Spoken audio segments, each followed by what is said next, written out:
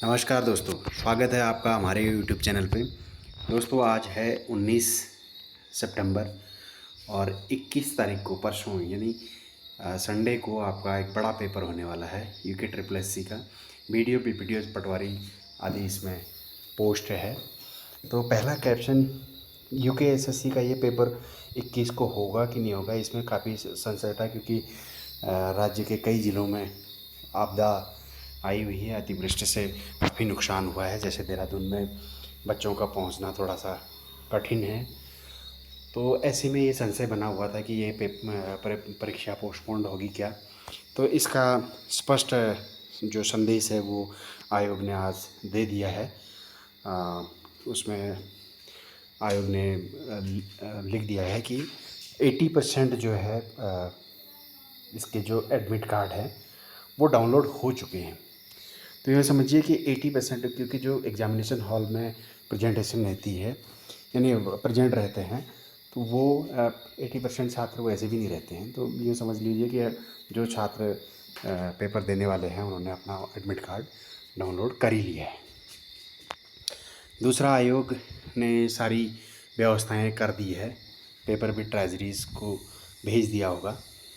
तो ये पेपर अब 100% 21 तारीख को होगा आपका।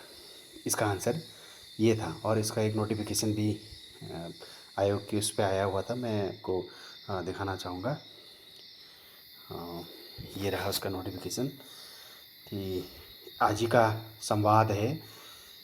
एतद द्वारा सूचित किया जाता है कि विज्ञापन संख्या 70 जो इसी का है स्नातक स्तरीय, जो स्नातक स्तरीय पदों के सापेक्ष लिखित परीक्षा बस में इस प्रकार की जो का आयोजन 21 को होना था, रविवार को होना है।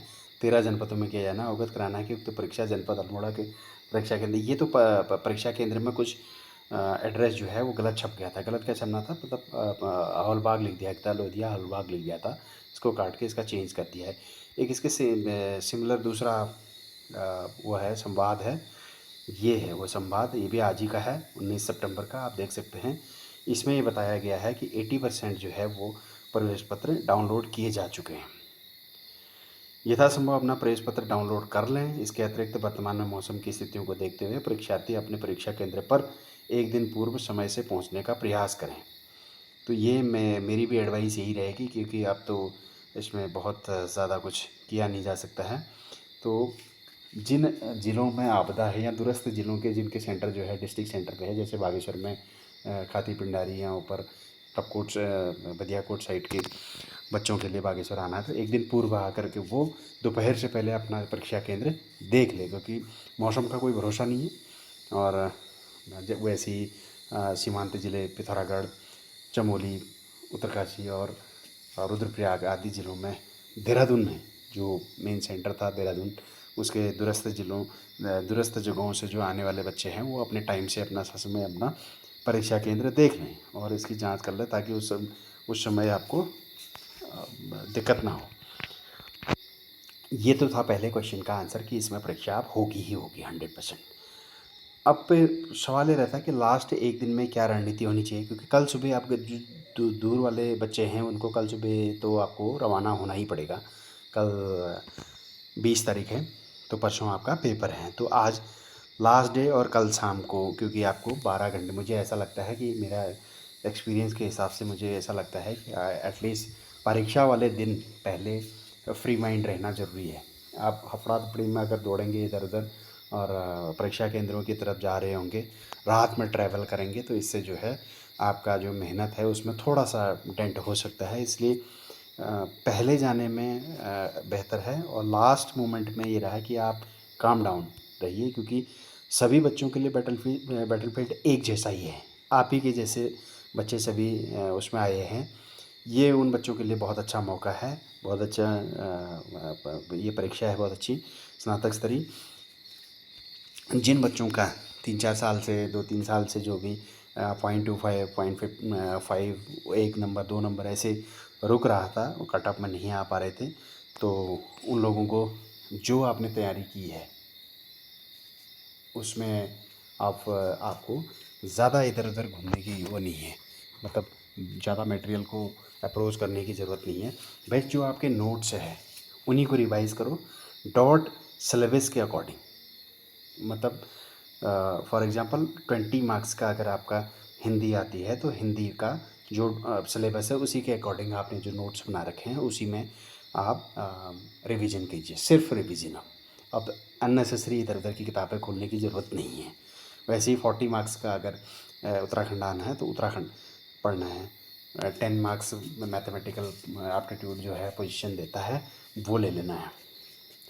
उसी तरह से जीएस का।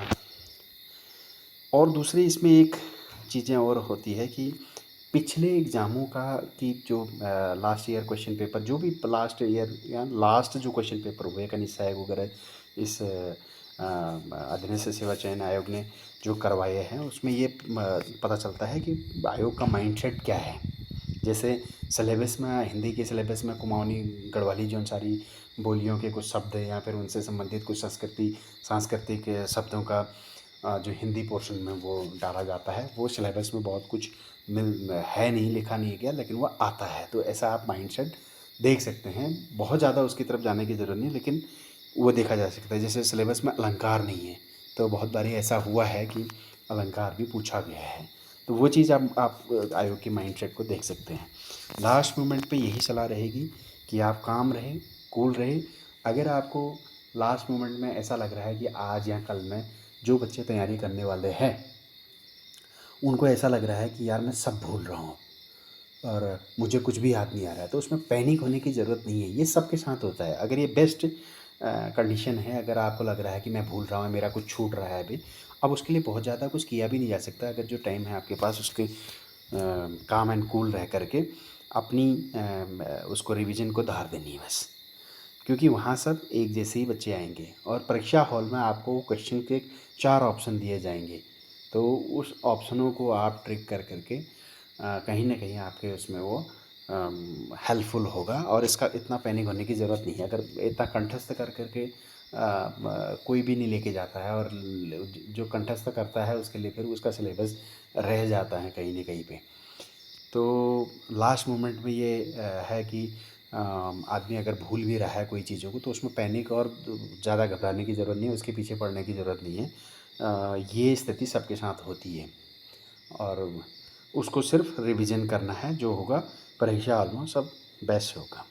ये लास्ट मोमेंट की रणनीति होनी चाहिए कि डॉट सिलेबस टू सिलेबस और एक दिन का revision, basic current affair, economic survey, India हो या फिर स्टेट्स की हो, इन चीज़ें और हाल ही में जो घटनाएं घटी हैं उस पर ज़्यादा फोकस करके बाकी आपने जो पोर्शन पढ़ा हुआ है वो एज इट इज़ जैसा है वैसा ही रहेगा। तो इन चीज़ों को लास्ट में रिवाइव करने की ज़रूरत पड़ेगी बस। अब क्या सावधानियां बरतनी हैं क्षेत्र में वहाँ जा कर के, परीक्षा हॉल में जा कर के। एक तो पैनिक नहीं होना है, घबराना नहीं है। सबके लिए एक जैसा ही पेपर है और सभी की स्थिति लगभग एक जैसी ही है। मेरा जो एक्सपीरियंस है उसके हिसाब से आपको पेपर को एक बार थ्रोली देख लेना चाहिए, क्योंकि कहीं पे क्वेश्चनों का कॉन्ट्रडिक्शन भी होता है आपस में। एक ही क्वेश्चन किसी और लैंग्वेज में या उनके आंसरों का लैंग्वेज कहीं ना कहीं पे उल्टा सीधा भी दिया जाता है, ऐसा भी हो जाता है कहीं पे। तो जहाँ पर आप श्योर शॉट है 100%, उन क्वेश्चनों को पहले आप कर लीजिए। उसके बाद सेकंड राउंड में आप जा कर के जो छूटे हुए क्वेश्चन हैं, क्योंकि हर क्वेश्चन को टिक मारना ज़रूरी नहीं है। जो क्वेश्चन आपको 100% लग रहा है कि ये ओके हैं, तो पहले राउंड में आप उनका कर लीजिए। आपको लगा कि पहला राउंड आपका 40-50% जा रहा है तो गुड पोजीशन में है आप, वो 100% आपकी श्योर है। उसके बाद आप जब सेकंड राउंड आएंगे फिर से पेपर के शुरुआत से, तो उस राउंड में आपको बहुत सारी चीज़ें क्लिक कर जाएंगी।